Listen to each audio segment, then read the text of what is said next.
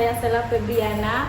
Nah, kali ini saya akan berbincang-bincang dari kakak mahasiswa UIN Susta Riau. Nah, sebelum kita lanjut, boleh dong kak perkenalkan dulu diri kakak. Baiklah teman-teman, perkenalkan nama saya Nala Eva Basma dari jurusan Ilmu Al-Quran dan Tafsir Fakultas Usuluddin di UIN Susta Riau. Sekarang saya alhamdulillah masuk semester 6.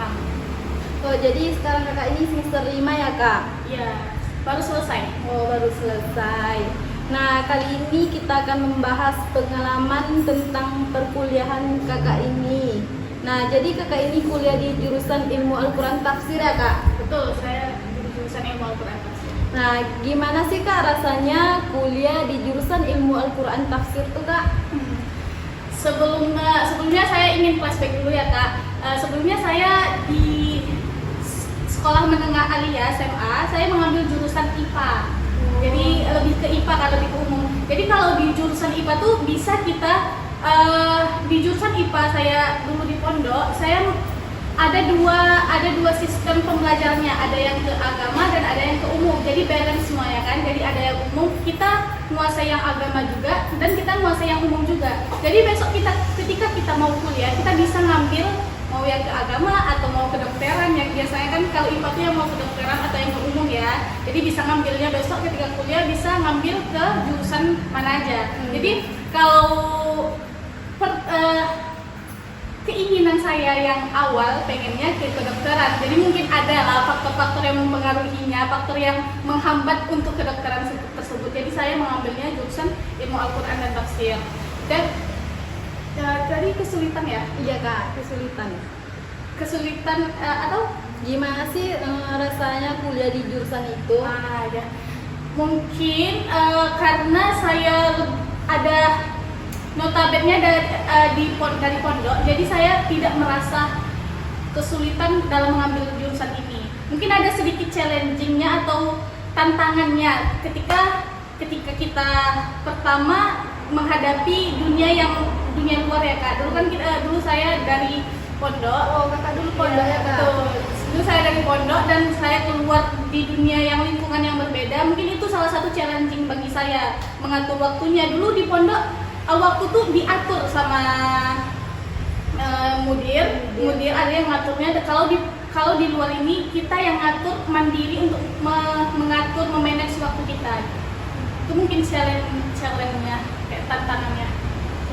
Dulu sebelum masuk ke UIN Susta Riau ini kakak ada nggak daftar ke tempat yang lain gitu kan? Jujur sebelum pilihan opsi saya nggak ada opsi, saya cuma fokus ke UIN Susta Riau. Alasan yang pertama karena saya lebih nggak mau jauh dari orang tua dan nggak mau merantau jauh-jauh kak gitu. Oh gitu ya kak. Ya.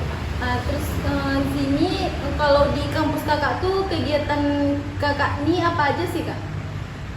Kegiatan di kampus. Kalau kegiatan di kampus, kalau kampus kan biasanya kita belajar aja kan. Dulu saya semester 1 sampai semester 3 pure cuman belajar aja kak. Jadi kalau bahasa orang tuh mahasiswa kupu-kupu, kuliah pulang. Tapi semester 4, semester 5 saya mencoba untuk masuk ke organisasi kak. Jadi ada lah kesibukan saya akhir-akhir ini ikut organisasi, yaitu saya ikut cuman HMPS yang himpunan mahasiswa prodi, dan nggak aktif di Rohis kak. Saya nggak aktif di Rohis, cuman aktifnya di HMPS. Oh gitu ya kak. Nah kakak di sini memiliki tips nggak kak untuk tips dalam mengolah waktu saat di kampus nih kak? Oh ya. Menurut saya pribadi ya kak, kalau tips mengelola waktu tuh kita harus menentukan skala prioritas kita. Misalnya nih kakak nggak menentukan skala prioritas kakak dan waktu sehari-hari kakak akan berantakan gitu. Jadi kita harus skala prioritas kita kuliah atau main-main gitu. Jadi tergantung sih kak. Misalnya nih saya kebetulan ikut organisasi kan.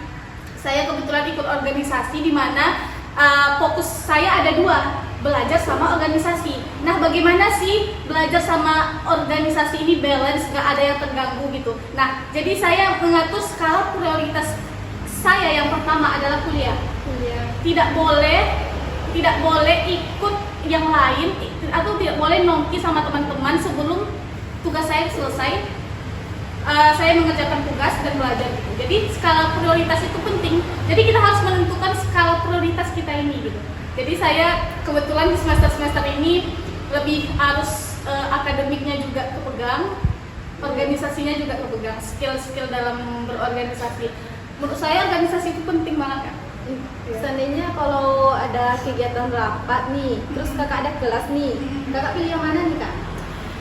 Nah di situ tadi itu tergantung teman-teman yang lain, tergantung skala prioritas kita. Di mana sih kita meletakkan di apa sih skala prioritas kita yang pertama? Apa kita meletakkannya organisasi? Boleh teman-teman meletakkannya skala prioritas yang pertama organisasi, boleh belajar. Kalau saya sendiri belajar kak.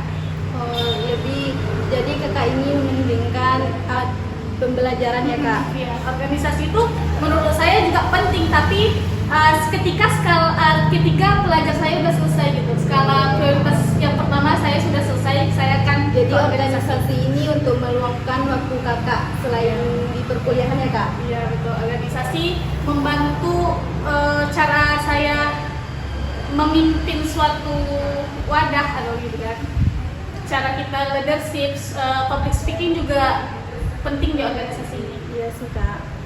Nah, kakak ada dalam mengatasi tantangan atau kesulitan selama kuliah ini apa sih kak? Jujur saya yang merasa waktu kuliah ini yang menjadi tantangan bagi saya adalah mengatur waktu dan mengatur kemandirian kita.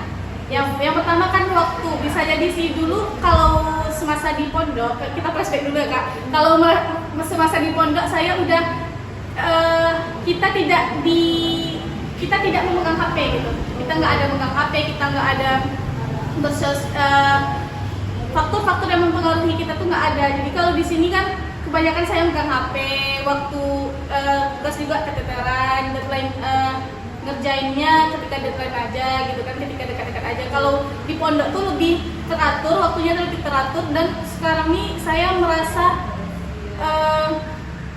kebiasaan habit yang saya bangun di pondok tuh udah hilang gitu kak. Kalau di pondok tuh dibangunkan ya kak? Iya. Jadi kalau selama di masuk perkuliahan nih, kakak tuh harus bangun pagi sendiri, nggak ada yang bangunin gitu ya kak? Jadi lebih gimana ya? Lebih kita yang leluasa dan waktu kita tuh nggak produktif juga. Itu sih yang merasa challenging terhadap dunia perkuliahan ini, waktu, mengatur waktu, dan waktu itu terbuang sia-sia aja gitu. Nah, mungkin dari kakak ada nggak sih kak motivasi atau pesan untuk teman-teman yang di luar sana kak? Jujur saya juga bingung ya kalau ngasih pesan kepada teman-teman. Ya mungkin ini aja, kepada teman-teman untuk pandai-pandai dalam mengatur waktu semasa kuliah. Jika kita tidak memanfaatkan waktu sebaik mungkin, itu akan berdampak di kehidupan kedepannya kita. Jadi dan yang tadi saya bilang tadi, kita harus menentukan skala prioritas kita dalam dunia perkuliahan.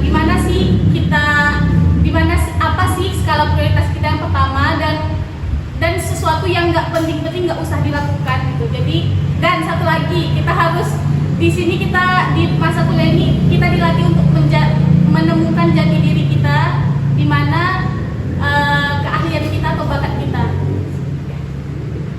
Dan mungkin ini aja yang dapat kita bicarakan ya kak. Mungkin sampai di sini dan sampai jumpa. Dadah, see you.